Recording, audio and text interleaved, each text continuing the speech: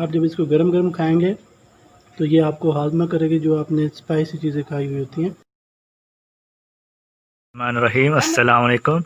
Barbecue के शौकीन लोगों के लिए खुशखबरी, एक और डिश बारबेक्यू के बाद। इनको बारबेक्यू करने के बाद आप उसको प्याज को इस तरह से रखें और इसे कोई लोग के अंदर दबा दें। कुछ टाइम के बाद आप इसको निकाल कर खाएंगे। इसका आपको फाइनली प्याज बारबेक्यू हो चुकी है। ये देखें आप, ये दुबई की डिश है और इसका जायका मीठा मीठा सा होता है। आप ज़रूर ट्राई कीजिएगा।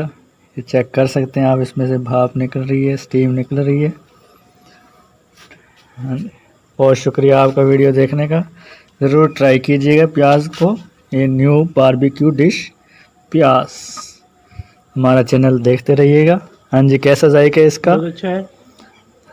आप जब इसको गरम गरम खाएंगे तो ये आपको हाजमा करेगी जो आपने स्पाइसी चीज़ें खाई हुई होती हैं।